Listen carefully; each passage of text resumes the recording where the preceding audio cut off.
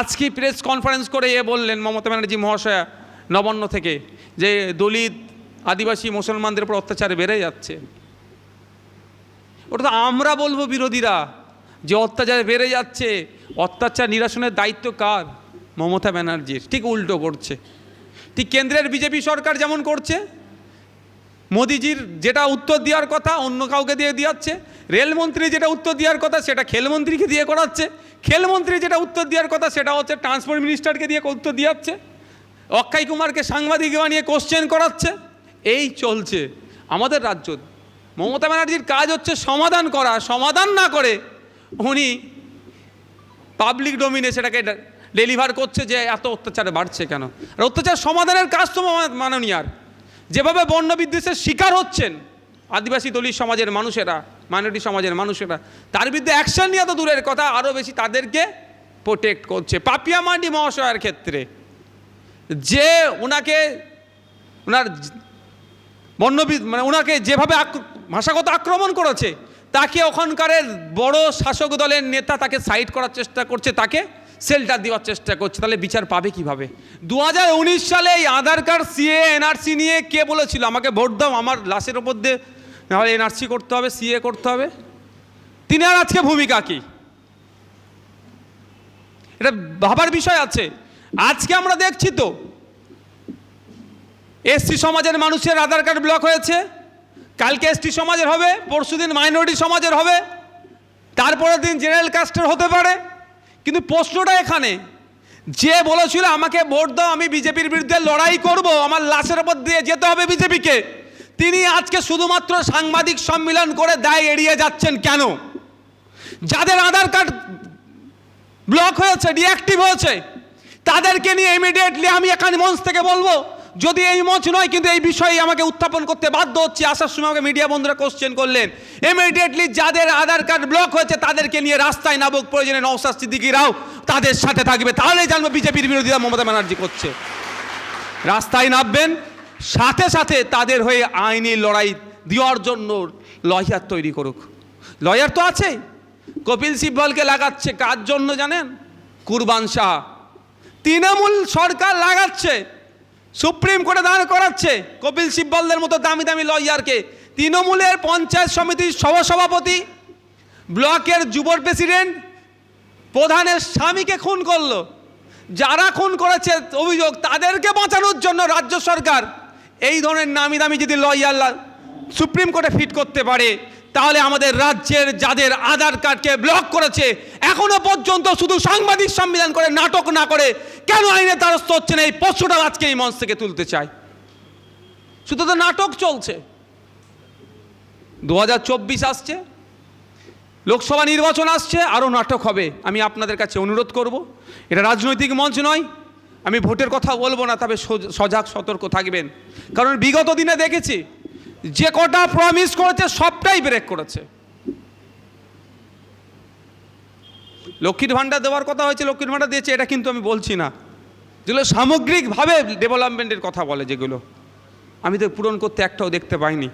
তাই আপনাদের বলবো, এই মাননীয়ার যে প্রমিসগুলো আগামী দিনে করতে চাইবে সেগুলো থেকে আপনারা একটু বিরত থাকবেন। কারণ এক মাস এই আমাদের দেখুন না, আনিস খানের কথা দেখুন না, স্বপ্নদ্বীপের কথা দেখুন না, ফাইজানের কথা দেখুন না, উত্তম মান্ডিরটা দেখুন না কি কথাগুলো বলেছিল, যে বিচার হয়ে যাবে, স্বল্প দিনের মধ্যে হয়ে যাবে। আর আনিসকে তো 1 মাস টাইম দিয়েছিল, 1 মাসের মধ্যে হয়ে যাবে, ফেভারিট আমার।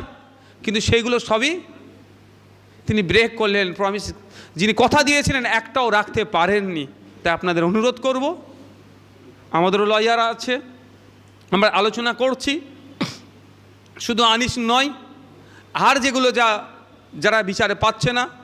আজকে উত্তম মার্ডি শুনেছিলাম পরিবারের থেকে আসার কথা ছিল, কিন্তু এক্সাম নাকি থাকার জন্য তারা আসতে পারেনি।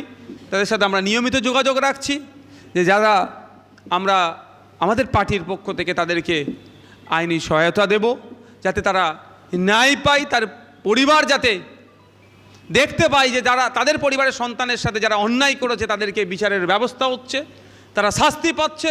তার জন্য আমরাও লয়ার দিতে প্রস্তুত আছি, আলোচনা চলছে। এবং আনিসের পরিবারের সাথেও আমরা আছি, আমাদের সাথে সবসময় তাদের যোগাযোগ থাকে। তাদের বাড়িতে আজকে প্রোগ্রাম থাকার বলে সে আসতে পারেনি, বার্তাও দিয়েছেন যে আমরা এই লড়াইয়ে আছি।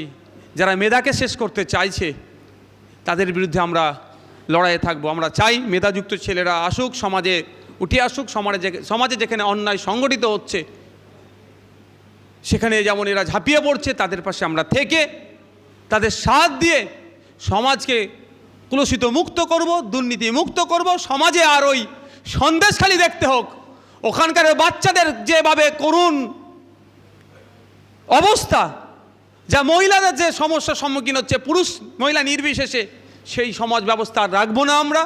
যে সমাজ ব্যবস্থাতে প্রত্যেকে মাথা তুলে বাঁচতে পারে, তার যাতে যারা দায়িত্ব নেবে সেই শিক্ষিত যুব সমাজের জন্য আমরা সর্বদা আছি, সর্বোচ্চ প্রচেষ্টা দিয়ে তাদের সাথে আমরা থাকব।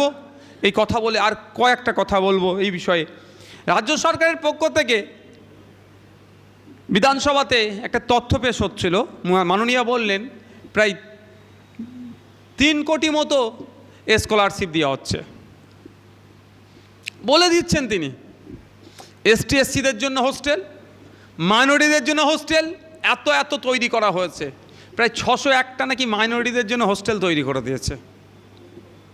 প্রায় 100-এর আশেপাশে এসটি এসসি সমাজের ছেলে মেয়েদের জন্য হোস্টেল করে দিয়েছে। কিন্তু দুঃখের বিষয় এই ডেটা তারা দিচ্ছে বাস্তবিক অর্থে কি সংখ্যালঘু থেকে শুরু করে কি এসটি এসসি কি আপনার সংখ্যাগুরু পরিবারের সন্তানেরা সরকারের যে ফ্যাসিলিটি দেওয়া দরকার শিক্ষা ক্ষেত্রে সে থেকে তারা বঞ্চিত হচ্ছে। তাই আমি বলবো আপনার ছাত্র যুব আছেন যারা, স্টুডেন্ট ফান্ডের ব্যানারে আজকে এই প্রোগ্রাম হয়েছে, আপনাদের কাছে অনুরোধ করব, রাজ্য সরকার সুকৌশলে রাজ্য থেকে প্রায় 8,500 শিক্ষা প্রতিষ্ঠান বন্ধ করে দেওয়ার অপচেষ্টা চালাচ্ছে। এর বিরুদ্ধে আমাদেরকে সোচ্চার হতে হবে। এবং সাথে সাথে আমি আমার হুগলি জেলার কথা বলছি, আমি এই ধরনের অসংখ্য উদাহরণ আছে। হুগলি জেলায় হরিপাল ব্লকে এসটি এসসি সমাজের ছেলে মেয়েদের জন্য যে হোস্টেল করা হয়েছে সেটা এখনও বন্ধ আছে, সেটা আমি বিধানসভার মধ্যে উত্থাপন করেছি। আপনাদেরও বলবো যারা আছেন স্টুডেন্ট ফান্ডের পক্ষ থেকে আপনারা ডেপুটেশন দিন, বারবার বাধ্য করুন হোস্টেল খুলতে। আর আমার ভাঙড় বিধানসভাতে আমি বিধানসভার মধ্যে দিয়েছি, বলেছি, মেনশন করেছি, আবারও বলবো, মাইনরিটি মেয়েদেরকে এম্পাওয়ার করার জন্য, শিক্ষায় এগিয়ে আসার জন্য মাইনরিটি ডিপার্টমেন্টের টাকাতে তৈরি হয়েছে হোস্টেল। আজকে 6 বছর হোস্টেল তৈরি হয়ে বন্ধ হয়ে পড়ে আছে, এখনও মাইনরিটি সমাজের কোনো মহিলারা ওখান থেকে পরিষেবা উপলব্ধ করতে পারছে না। এই হচ্ছে রাজ্য সরকারের দ্বিচারিতা। অনেক কিছু বলছেন, অনেক কিছু করছেন, এবারে সংখ্যালঘুদের জন্য অনেক বরাদ্দ হচ্ছে, দলিত ভাইদের জন্য বরাদ্দ হচ্ছে, রাজ্যের বিভিন্ন থেকে বরাদ্দ হচ্ছে, কিন্তু দিনের শেষে রাজ্যের নাগরিক কিন্তু বঞ্চিত হয়ে যাচ্ছে। ঠিক যেভাবে আনিসের বাপ এখন ন্যায় বিচার পাওয়া থেকে বঞ্চিত হচ্ছে, প্রত্যেকে আমরা কিছু না কিছু ক্ষেত্রে আমরা বঞ্চিত হচ্ছি। তাই আমি আপনাদের বলবো, মাস্টার সাহেব শেষের দিকে যে প্রস্তাবটা দিয়েছে অবশ্যই আমিও সহমত। আনিস এখন কাদের ছেলে, কোন পার্টির লোক, এইটাই এখন এস্টাবলিশ করার জন্য অনেকে মরিয়া হয়ে গেছে। আমার পার্টি নাকি ওনার পার্টি, এনার পার্টি নাকি ওনার পার্টি, এই নিয়ে এখন মরিয়া হয়ে উঠেছে। আনিস কাদের আইকন? আনিস বাংলার আইকন, এটা ধরে চলা হোক। আনিস আমাদের বাংলার যুব সমাজের আইকন, এটা ধরে চলা হোক। আনিসকে কোনো ক্যাটাগরিতে না ফেলে আসুন এগিয়ে আসি, আমরাও থাকবো।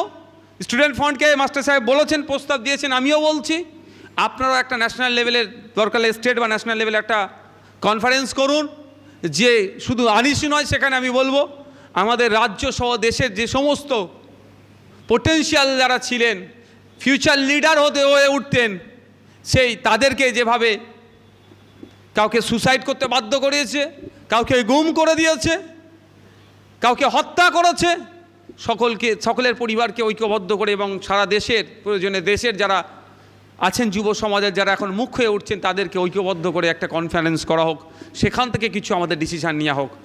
আমি আপনাদের একটা ছোট্ট বলবো কথা, লোধা সবর জাতির সর্বপ্রথম যিনি চুনি কোঠাল, লোধা সবর জাতির, তার অপরাধটা কী ছিল?